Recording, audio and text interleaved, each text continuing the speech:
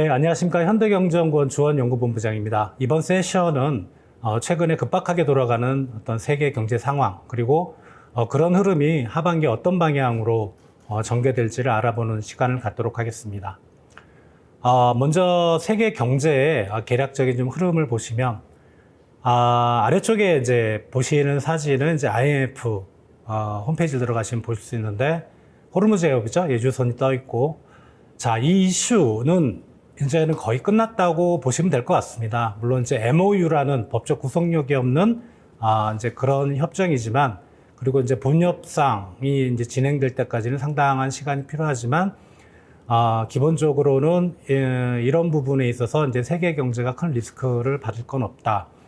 다만 이제 위쪽에 그 차트를 보시면 이제 제가 크게 4가지 정도를 적어놨습니다. 팬데믹 위기하고, 그다음에 우크라이나 러시아 전쟁, 그다음에 트럼프노믹스, 그리고 이란 전쟁인데, 이 4가지 위기의 공통점이 뭐냐면, 일단은 간략하게 말씀드리면 자유무역 시대는 끝났다. 그리고 4가지의 핵심은 뭐냐 하면, 수출보다는 수입, 공급망이 핵심이다. 팬데믹 때 우리 원자재, 그리고 원자재를 비롯해서 중국 시장에서 공장이 셧다운되면서 자동차에 들어간 와이어링 하네스, 그런 전선 부품이 우리나라에 못 들어온 영향, 그리고 우크라이나 러시아 전쟁 때는 그때도 이제 유가가 뛰었죠. 예. 어떤 에너지의 공급망 위기. 그리고 트럼프노믹스는 관세도 있지만 사실 하이테크 제품에 대한, 예를 들어 중국에 대한 수출을 중단한다든가, 그리고 이런 전쟁, 이번 사태에 우리가 뼈저리게 느꼈던 호르무즈 해협이라는 데가 막히면 정말 한국 경제가 셧다운할 수도 있구나. 자, 이런 리스크. 그렇다면 이번 이란 전쟁이 끝났다고 하더라도 앞으로 이런 공급망 리스크는 계속될 거고, 이런 공급망 리스크가 벌어졌던 원인은 강대국이 헤게모니를 잡기 위한 그런 파워 게임의 영향도 있지만, 이제는 을의 입장에서 항상 강대국의 요구를 들어줬던 그런 원자재 수출국들, 그리고 주변에 있는 국가들이 이제는 대응을 한다는 거죠. 예, 자국의 이익을 위해서. 그래서 이런 호르무즈의 봉쇄로 뭐 에너지가 됐든 원자재가 됐든 우리의 주요 핵심 부품이 됐든 이런 공급망 리스크의 위기는 매해 발생할 가능성이 있다. 이 점을 염두에 두시면 되겠습니다. 자, 세계 경제 성장률을 보시면 왼쪽에 맨 위에 있는 게 이제 EM이라고 적혀 있는 게 이머징 마켓이고, 가운데 검은 게 세계 경제 전체의 경제 성장률이고, 빨간 쪽이 이제 선진국인데 작년보다는 떨어집니다. 그리고 세계 경제 성장률 전체를 보면 원래는 이제 이란 전쟁이 벌어지기 전에 작년 성장률이나 그다음에 올해 성장률이나 비슷하게 움직일 거라 전망을 했는데, 그 영향으로 한 3.1%까지. 이게 비록 4월, 그러니까 이란 전쟁의 방향성이 불확실한 4월에 발표된 자료지만, 이란 3.1%로 내려가는 세계 경제 성장률, 저거는 일부만 반영했다고 IMF에서는 주장을 하고 있습니다. 이제 그렇다면 아무래도 올해 한 3월, 4월, 5월, 6월 초까지 한 3, 4개월 정도의 영향이 반영이 돼서 세계 경제는 작년보다는 좀 둔화되는 방향으로 전개될 것 같고, 그러면은 이제 교역 증가율도 오른쪽에 증가율 자체가 낮아지고, 특히 한 1분기 정도 호르무즈 해협이 봉쇄가 되면서 그쪽으로 통행하는 교역량도 줄었기 때문에 교역 증가율은 작년보다는 올해가 낮아질 걸로 생각이 됩니다. 자, 선진국 경제를 먼저 보면 미국 경제는 경제 성장률이 작년보다 오히려 올해가 올라갑니다. 이번 미국 이란 전쟁의 영향에도 불구하고, 이유는 이제 미국은 에너지 순수출국이기 때문에 이 호르무즈 해협을 통해서 미국으로 가는 거는 거의 없죠. 이제 그리고 미국 경제 고용시장과 자산시장이 너무 좋습니다. 그러다 보니까 미국 경제 한 70에서 80%를 차지하는 민간 소비가 여전히 탄탄하고, 그런 의미에서 올해는 호황을 이어갈 거다. 미국 경제는 한 2% 정도를 우리가 기준치로 보면 되는데, 그거보다 높은 쪽에 위치할 거로 생각이 되고요. 자, 유럽은 지금 좀 미국보다 좀 다급한 모양새인데, 일단 우크라이나 전쟁이 아직도 안 끝나고 있습니다. 그러다 보니까 내수가 여전히 부진하고, 이런 상황에서 내수 어떤 경기를 띄우려면 좀 완화적인 통화 정책이 필요한데, 아시다시피 이제 유럽 중앙은행이 기준금리를 올려버렸습니다. 인플레이션 때문에. 이제 그런 영향을 받아서 올해에는 작년보다 성장률이 좀 둔화되는 방향. 다만 전쟁이라는 거는 뭐 갑자기 발생도 하지만 갑자기 끝나기도 합니다. 그 전쟁이 종전이 됐을 때는 우리가 예상했던 1% 초반보다는 훨씬 높은 쪽에서 경제 성장률이 형성될 수 있습니다.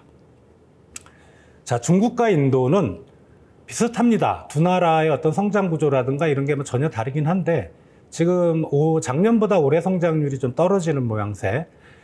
이거는 모두 내수 때문입니다. 중국 같은 경우는 지금 수출은 엄청나게 잘 되고 있죠.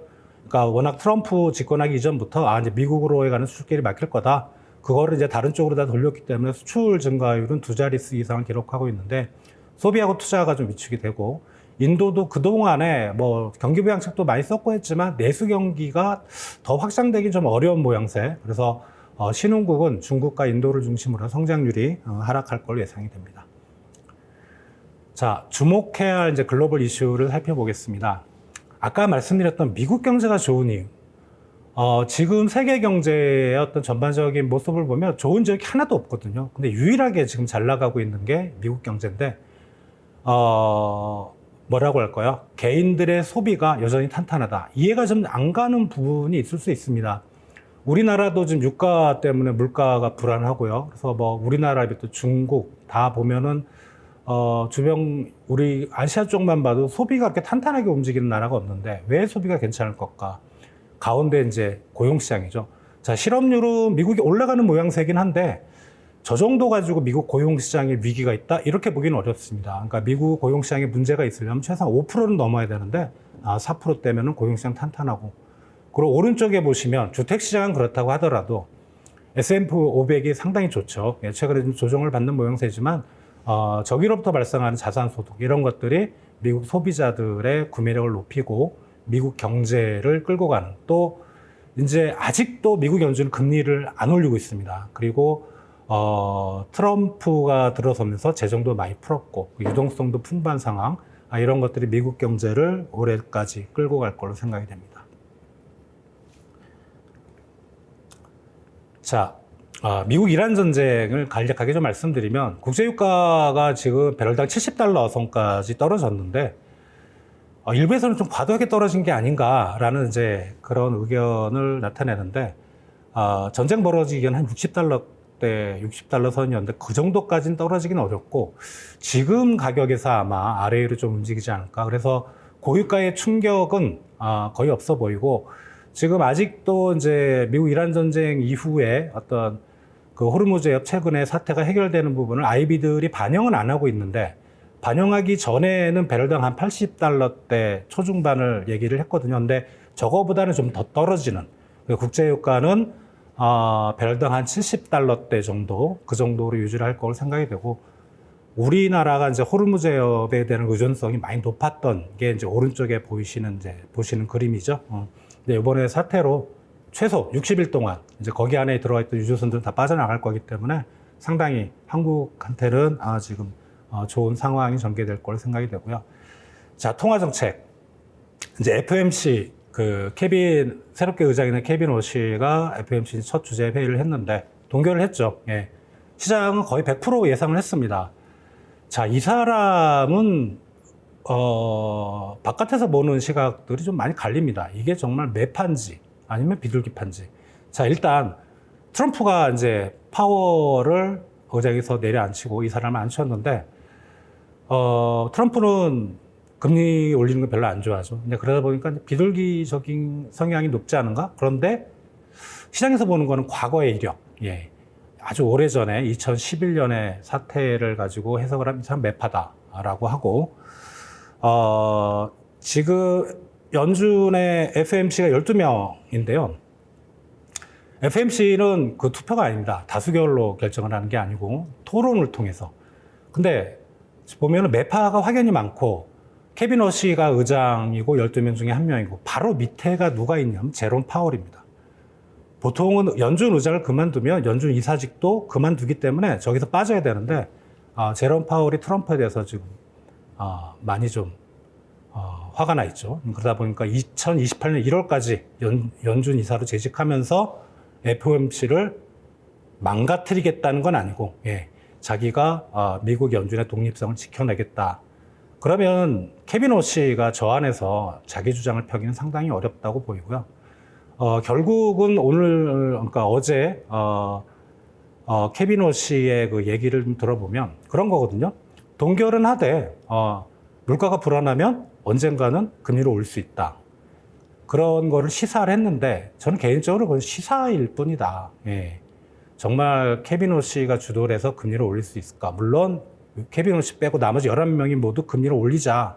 이러면 이제 토론에서 밀리는 거긴 하겠지만, 상당히 미국 연준의 금리 인상은, 잘해야 올해 한 4분기 정도, 예, 그 정도로 예상이 되고, 금리 인하는 무조건 이제 끝났습니다. 이거는 금리가 이제 올라가는 방향으로 생각이 되고요.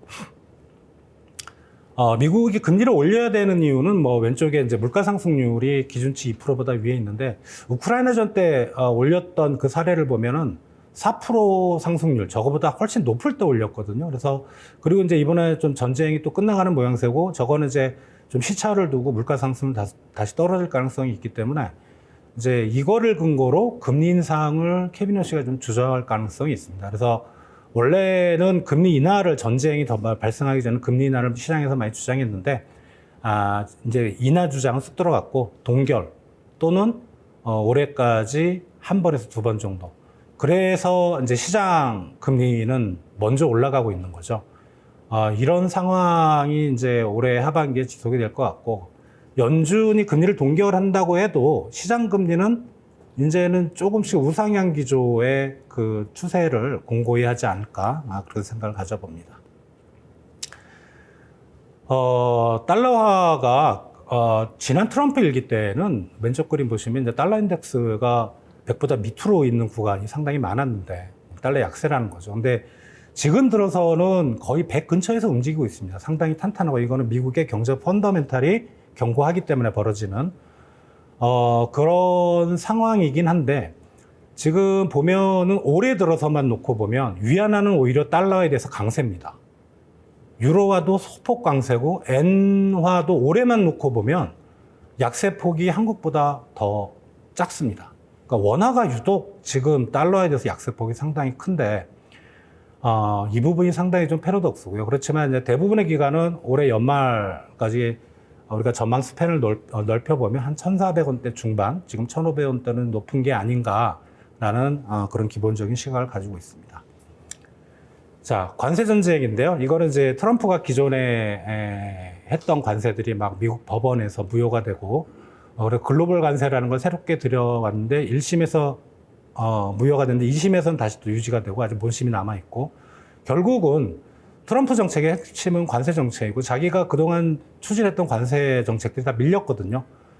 요 부분은 앞으로도 강화될 가능성이 있다. 이유는, 뒤쪽에 좀 설명을 드리겠는데, 트럼프의 어떤 정치적인 이슈 때문입니다. 여섯 번째는, 원자재가인데요. 이게 최근에 농산물이나 광물 가격 오르는 게 유가 영향을 좀 많이 받은 것 같아요. 아무래도 에너지를 사용하니까. 그런데 그것만 있는 게 아니고, 신산업 수요. 2차 전지라든가, 그 다음에 뭐 반도체라든가, 뭐 전기차라든가 이런 쪽에 대한 핵심 광물 수요가, 신산업 수요가 많아서 올라가는 것 같고, 하나 우려되는 건 지금 미국과 중국 간의 협상이 타결이 안 됐는데, 중국이 어떤 신산업에 사용되는 광물의 세계 시장 점유율이 상당히 높거든요. 저거를 가지고 계속 딜을 하는 게 아닌가. 그래서 원자재 시장에 올해 만약에 리스크가 있다면 이 부분이 되지 않을까라는 생각을 좀 해봅니다. 자, 아까 미국의 관세 정책이 더 강화될 가능성을 말씀을 드렸는데, 이거는 이제 2024년 미국 대통령 선거 결과인데 트럼프 대통령이 이겼고, 상원과 하원도 모두 공화당이 이겼습니다. 그러니까 최근 트럼프의 2년 동안의 어떤 정책들은 미국 의회에서 받쳐주는 거죠. 그런데 대통령에 대한 그 긍정적인 비율, 부정적인, 빨간색이 이제 대통령 업무 수행에 대한 부정적인 비율인데 계속 올라가고 있죠. 트럼프의 어떤 최근의 국내 지지율이 상당히 떨어지고 있다. 왼쪽 그림 보시면 우리나라 국회의원은 4년마다 임기 선거를 하지만 미국 하원, 그러니까 어떤 정책의 결정과 인준에 상당히 좀 강한 그 의결권을 가지는 하원을 보면, 하원은 435명이 2년마다 선거를 합니다. 그런데 대통령 선거 때 다 뽑고요. 435명을. 중간 선거 때 2년 있다가 435명을 다 뽑는데 과거 중간 선거를 보면 집권당이 이긴 적이 한 번도 없습니다. 그렇다면 올해 11월에 중간 선거에서 지금은 공화당이 하원을 잡고 있지만 민주당이 이긴다. 이 말은 트럼프 입장에서 자기의 어떤 대통령 아까 지지율도 떨어지고 있고 거기다 플러스 중간 선거는 원래 집권당이 불리한 선거. 그러면 올해 11월 이후 트럼프는 생각하기에 자기는 식물 대통령이 될 수도 있다. 의회로부터 견제를 엄청 받을 거고 자기가 하고자 하는 일은 다 막힐 거다. 그러면 트럼프는 최소한 지지율이라든지 끌어올려야 되거든요. 가능한 방법은 우리가 뭐 정치학에서 그런 얘기가 있습니다. 국내 국민들의 불만을 해소할 수 있는 가장 확실한 방법은 그 불만의 화살을 바깥으로 돌리는 거다.